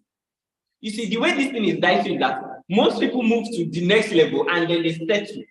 That's why Apostle, you hear when he made reference to the fact that some people just want to be comfortable. They just want to be there. They just want to be maintained, right? So financial instability, if you're at that level, what you are supposed to be conscious of or investing towards it, how do I have a stable income? Am I going to get a skill? Am I going to get a job? Is it that I have a business I'm running, but my sales skills is not worthy enough? Do I enroll for another sales class? So you invest in knowledge. Okay, is it that I have a business, but it's not doing very well? Do I need to invest more in marketing? Oh, I don't know what business to invest in to give me monthly income. So what business can I invest in? Right? This is at the point of financial instability. You are looking for something that will give you stable income, predictable income, such that you can pay your bills comfortably. You can pay your rent, you can buy food for yourself, you can wear decent clothes, you can, you have a stable income, you have a stable lifestyle, you have a decent living. That's your goal. Your goal is not to drive, GLE 350 or whatever the car is. Your goal is not to try to live in a 3-bedroom duplex. Your goal is to have stability. Because you see, as much as you want to dream big, it is dream big and start small. You dream big, you start small, and you grow steady. I think that that's the balance. Dream big, start small, and grow steady. Many people dream big, they start small and they stay small. You are not to stay small, you have to start growing steadily. So financial stability level is where you now have a stable income. You are not dilly-dallying. You are not here today, there tomorrow. You are not food today, hungry tomorrow. You are not eating in 5-star restaurant today, then you are back to Buka tomorrow. You have a stable income. You have a predictable income. And you're able to wrap your income around your expenses, your lifestyle around that, such that you are comfortable. You are not living above your income. Because fundamentally, the fundamental principles to actually building wealth is living below your income. See, if you miss that principle, you would miss every other thing. Because that's the first step of financial discipline. In all of it, that's the first step of financial discipline. If you cannot live below your means, there's no way you want to have extra to invest in anything. So let's assume now you are now in financial stability. You have a job, like Tolu Ashe said now. He has a job that gives him stable income. He's able to pay his bills comfortably. Now, what's the next thing? Financial security. Financial stability means I have a predictable income, but what if an economy goes bad? What if I lose my job? What if anything happens? Probably you're even in school and you have someone sending you monthly allowance. That could be stability at your level. But what if something happens to your dad or to your mom, God forbid? You will need to have financial security. And this is why this is in brackets. You see savings or small investment backup. You see investment, you need to ask what's the goal of investing, right? Because we need to really talk about that. What's the goal of investing? And this is what will lead us to the next level. Investing simply means you are putting your money in something to increase your passive income above your active income. Your active income is your job, your what's it called now? You're selling your business that you are running. That's active income. So, for example, I have a real estate firm. My commission on my sales, my salary from the company is active income. The passive income would now be, okay, I have this property here that has tenants, and I'm not even the one managing the property. So you have a property and the one managing it, it's still active income because you're still working. So I have a property, I have a property manager managing it. I have tenants in there bringing in money. After I remove the fee to maintain the building, the salary of the property manager, the money that now comes to me without moving an inch is my passive income. So the goal is that I keep investing until my passive income exceeds my active income, so I can decide not to work anymore. So at the stage of financial security, it means that you are putting something aside. We'll still get into the ratio of what you should put aside or what is recommended for you to put aside. You are putting something aside such that beyond your stable income that is coming in, you have something securing you in case this one goes south. In case something wants to happen, you have a savings. You have a small investment backup. You have a business you are putting your money into. Right. Now, after this level, let's say you are someone who has a job, and then probably, like Mr. Charles said, you have like 3 cars, that is also giving you money. That's a small investment. You also have a savings account that you're putting money into. Probably you even have a piece of land, a parcel of land somewhere. That's also, you're financially secure that even if this money goes out, if something happens, I can easily sell this land and it can still sustain me for an amount of time. Oh, I can afford a vacation. I know that when I come back, even before the salary comes in, these cars that are doing Uber for me would give me enough income to still gain my stability before the salary comes in. You're financially secure. Now, the next stage is financial freedom. This is where you now have enough investment. You have an apartment giving you money. You have a business you are not running. If you are running a business, it's still active income because you are still getting salary. And that's why if you know the concept of cash flow quadrants, there's the employed, there's the self-employed, there's the business owner, there's the employee. Many people confuse self-employed with business ownership. If you are running a business, you are self-employed. I'm self-employed. I'm not a business owner. A business owner means you have a system that people are running. McDonald's is a system. Coca-Cola is a system. KFC is a system.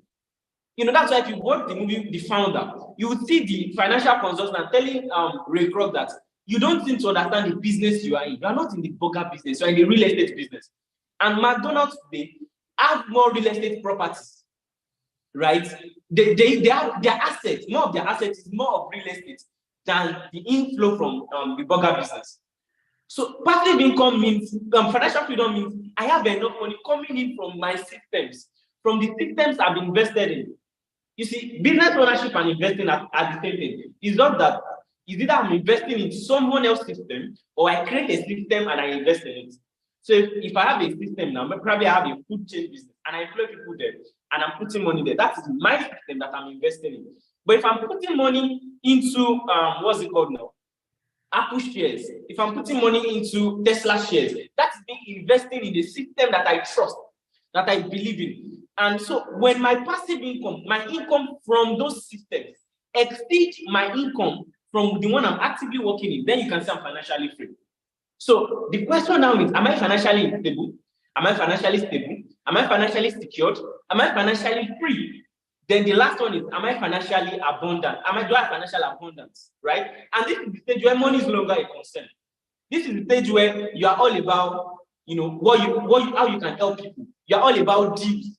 This is the level of the likes of Donald Trump, where when they talk, they're not talking about making the money. They're talking about power, right? They're talking about influence. They're talking about, ownership, owning the biggest thing, becoming the richest person. They're talking, it's more about either impact or ego, depending on the person's personality.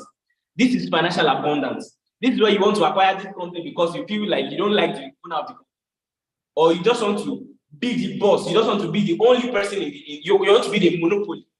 This is where you see people really go crazy with money because they already have enough money. They already have enough system giving them passive income that even if they put money into this thing, another one is coming. So this is when money is no longer a concern. So now that we understand these several stages, you now need to customize your own investing at your own level. And this is where you are going to now. Do it yourself templates. As a financially stable person, as a financially stable person, as a financially secured person, as a financially free person, as a financially abundant person, how do I customize an investing system that fits into where I am right now and get me the kind of results I really want? All right. If you're with me type, I'm with you. If you're with me type, I'm with you. I want to get our feedback. If you're with me type, I'm with you. If you're with me type, I'm with you. I really want to get our feedback. Let me know who is with me. If you're with me type, I'm with you. All right. Thank you.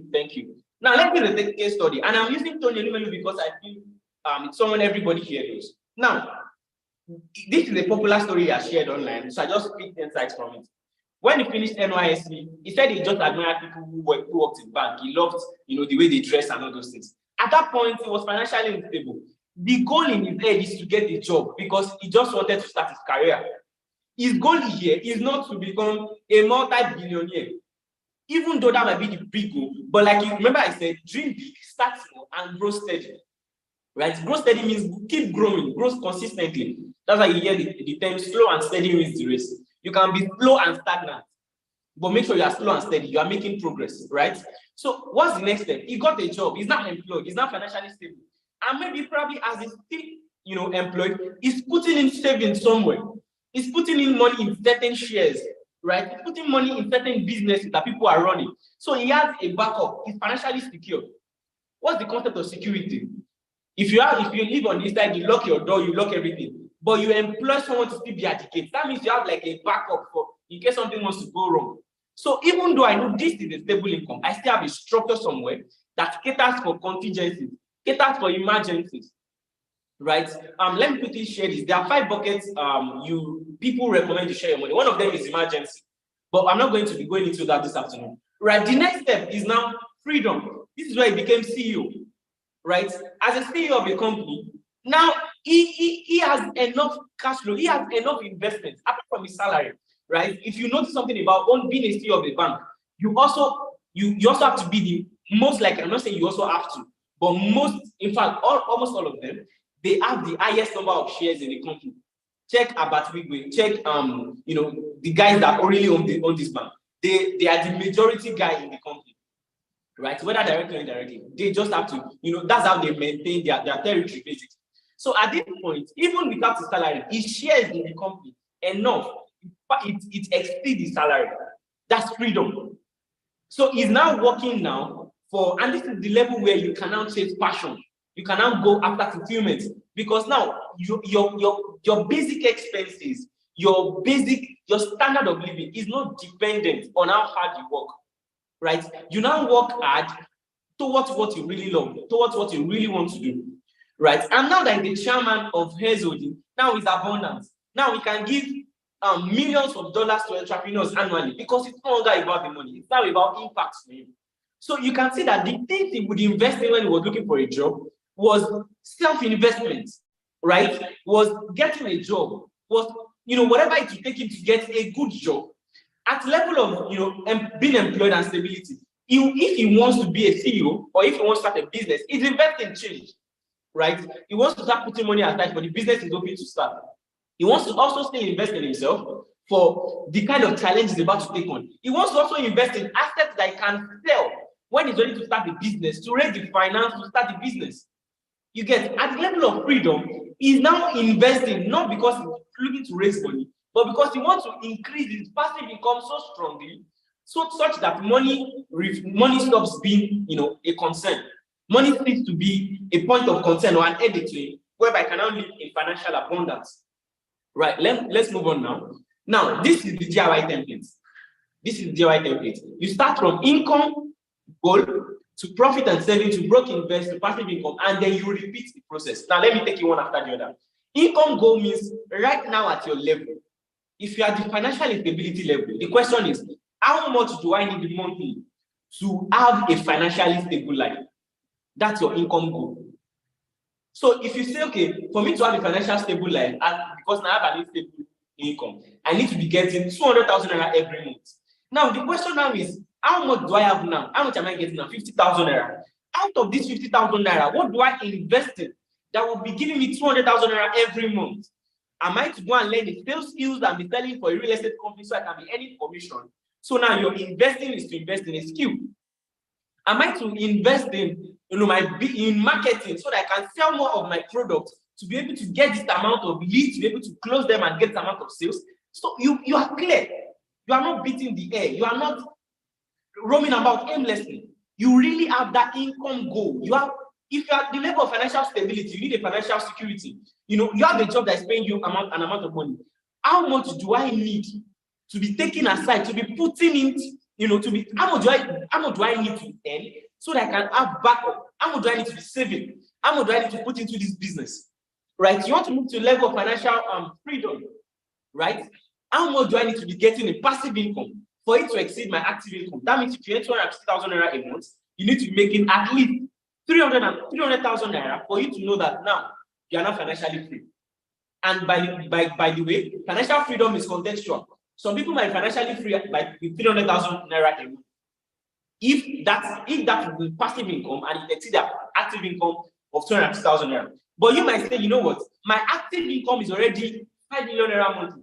So for me to have passive income to be financially free, that means I need to be getting at least 5.1 million naira every month in passive income, such that the money I'm getting from my passive income now has exceeded the money I'm getting from my active income. So what's your income goal? That's your first step. How much do I need? What's your income goal? What's your income goal so that you can have a stable life? What's your income goal so that you can start putting some aside and be investing? What's your income goal so that you can start increasing your passive income? What's your income goal right now? Now, from your income goal, there's something, there are two people that has really taught these principles, and I really just buy the idea. And from what I've also practiced experientially. His first person is Grant Cardone. The second person is, I've heard it from Tony also before, but I've also heard it from both Dan Locke and Robert. Right? And this is the principle of living on 60% of your income. Live on 60% of your income. Put aside 40% of your income. So you get 100,000 naira. 40,000 naira is not yours. And guess what? The 40,000 naira that is not yours is actually the money you are paying yourself, because that is the money that will bring more money. Right? That is the money that will really bring more money. So the money you pay yourself is not the money you use to buy stuff in the house. The money you pay yourself is not the money you use to buy clothes, because that money went somewhere else. The money you really pay yourself is the money you put into something that is really going to make more money for you. So 60% you pay other people, 40% savings, 40% savings, and you are not just saving aimlessly. You are saving towards an investment.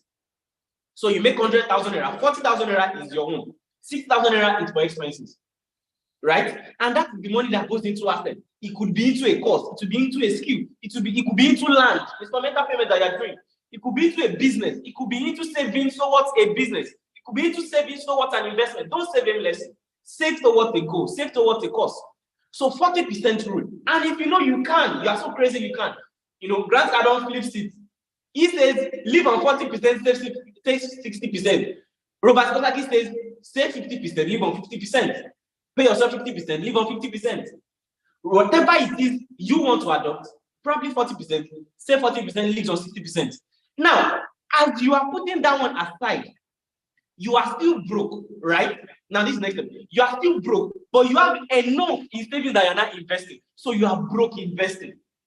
You are broke investing. You are broke investing in yourself. You are broke investing in a business. You are broke investing. There's something I have come to learn that I really, really hope a lot of people get to understand. And this is something I've seen in the lives of everybody that I really admire. Apostle also said it this morning that stop living to impress people. Many of you, once they increase your salary, everybody knows. You might not announce it, but you change your car. Suddenly, that your suit is too stale in your eyes.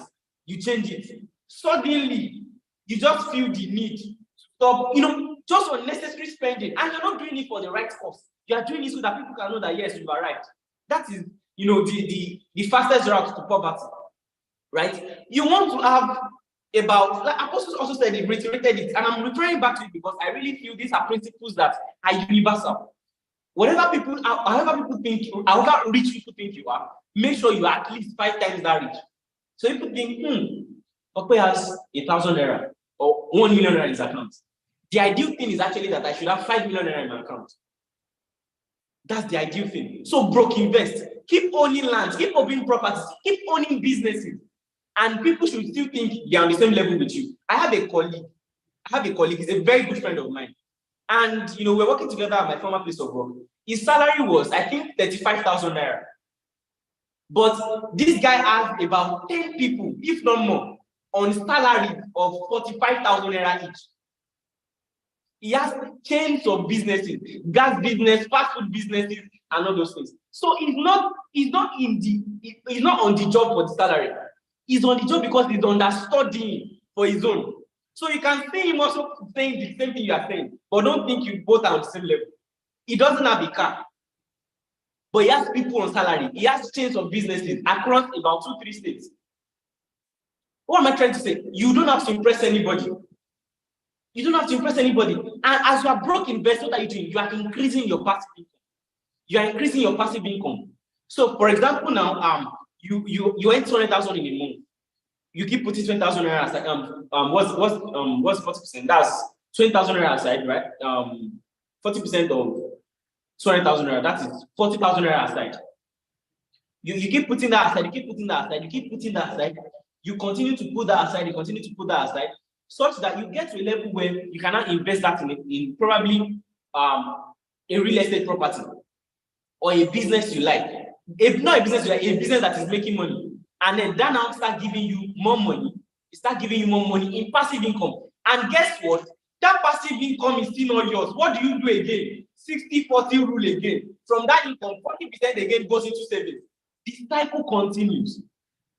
The way Danlop put it is, you increase your income, increase your profit, that's your savings. Increase your income, increase the ratio you save, and then you increase your investment also. So before your income was 200,000 naira. Now your income plus your active income is now 50,000 naira. Your savings also changes, it increases. And then your investment also increases, your passive income increases, and the cycle continues. This is how to customize your investing. This is how to customize your financial goals. This is how to customize how you grow your wealth. Right? Are you following me? Now, for someone trying to really know how to get started, this is something we are working on, and this is something I believe you can actually get started with, regardless of where you are. As I said, I'm currently leading a vision as a CEO of my company to build the world's first Pan-African resort, and it's called Chanzo. Chanzo means source in Swahili, right? So it's a destination to enjoy signature African hospitality, entertainment, and lifestyle. So you can come to Chanzo and shop Kenya clothing. You can shop South African. You can eat South African food. You can visit. You can experience festivals from Morocco. You can shop artistic pieces, paintings from Egypt, and all those things. So it will have a mall. And I'm going to go there in a minute. So there's the Chanzo Square. This is where you can shop African crafts and cuisines. You want to shop African pieces, it's going to be in the commercial area of Chanzo, right? That's what's called Chanzo Square. Now, Chanzo then is the festival arena where you can express the African theatrics and entertainment. So I don't have to visit Lagos as a Kenyan to see how Eyo look like. I don't have to visit Egypt to know how their festival look like. It will be staged in Chanzo then, right? Then there's the Chanzo Royale. This is the Afro-urban residential community. So this is where people would want to, tourists coming here, they want to lodge, they want to stay. So this is where they would be staying. And also, if people that desire, that really are passionate about Africa and passionate about, luxury apartment that has the African undertone, this is a place where they would like to stay. So it's an Afro-urban residential community. So, right, that's the Chanzo Royale. And there's the Chanzo Garden. It's going to be an incubation and scaling up for local entrepreneurs. So you can call it the Silicon Valley of Africa, basically. This is going to be an incubation and scaling up for local entrepreneurs. And then there's going to be the Chanzo himself. So this is more like an immersive tour. So instead of you visiting, all the African landmarks, you just come to Chanzo. We are in the area of technology. And then with, augmented reality, you can have an immersive experiential tour of iconic African landmarks. So this is what we are building. We are kicking it up on a 12-hectare land in Kwali.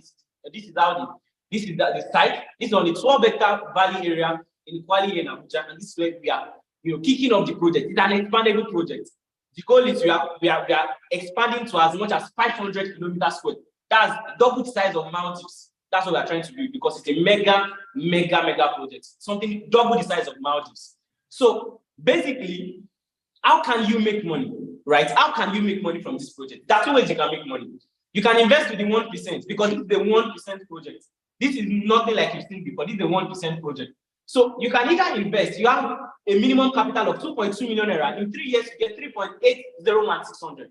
And this is not just investing in anything. If you check what is written, all investments are tied to real property, documented in the investor's name. So when you actually drop this 2.2 million naira with us, you actually have a plot of Chanzo in your name, deed of assignment in your name, right? You have the document. But the thing is, because the concept of buying the land is that you can easily resell. We are giving you a guarantee because we are confident in what we are building. That if you now sign a contract that in 3 years, AAJ is to sell this property and give you a return of 3.801600. So either we buy back from you or we find a way to sell it. The thing is, you put 2.2 million naira, you get 3.801 back in 3 years. You get, and you can invest in multiple of these categories. So you can do 4.4 million naira, that's 2 plots. You can do 6.6 million naira, that's 3 plots. You can do 8.8, 4 plots, 10.1, 5 plots, and the likes. However, because it's more like you are buying a land, you can also do the investment like you are buying a land. So there's instrumental payments. So you can spread this 2.2 million for 3 months, or you can spread for 6 months. All you need to drop is 30%. And you can know that you are on the journey to getting 3.8 million naira. For example, you spread your 2.2 million for 6 months, and that's it. You have 2.2 million naira investment. In 3 years, you are coming back to get 3.801600. Calculate the return on investment. That's 2.20% per annum and compound for 3 years. So that's above inflation, right? And by the way, real estate rides with inflation. It's right of inflation. And you are here, you're like, oh, I don't even have 2.2 million naira. I don't even have the 30% of 2.2 million naira. What 30% of 2.2 million naira basically? You're here, you're like, oh, I don't even have the 30% to pay. But how can I still make money? How can I still invest in this and actually make money from this particular offer? Basically, this is, like I said, this is us talking about money, basically. And this is where it gets interesting. So you think you don't have 602,000 naira to drop at 30%. You can know people who have. And all you need to do is you get somebody to actually drop this amount of money, and instantaneously you get 10% of this deal. So someone makes a payment of 2.2 million naira, immediately you get 220,000 naira in commission. Someone makes a payment of 8.8 million naira, immediately you get a commission of 880,000 naira in commission. So basically, regardless of how you look at it, this is an opportunity for you to really make money, regardless of your level. This is the way where you can increase your income, and also as you increase your income, you increase the money you save, you increase the money you invest in, and then you increase your passive income, because these returns you are getting is strictly passive income. You are not doing anything. So this is strictly passive income investing. And this is strictly passive income investing. Because you are really not doing anything. You are just putting your money to go to work with us. You are putting your money to go with us. That's, you are investing in the system you believe in. Right. So this is how you can also make money and increase your income with us as a company. All right, right now, I'll be taking questions. Anybody with questions now, probably as regards whatever the three speakers have spoken about, or as regards the opportunities I just shared with us. Probably 3 questions or 2 questions, and I'll be out of here. And we'll be wrapping up for today's session. Can I get the recording? Yeah, there'll be recordings of this session. So I'll be taking questions right now. If you have a question, can you raise your hand? You have a question, simply raise your hand. As regards anything that we've touched today, if you have a question, kindly raise your hand and I'll take your questions right now.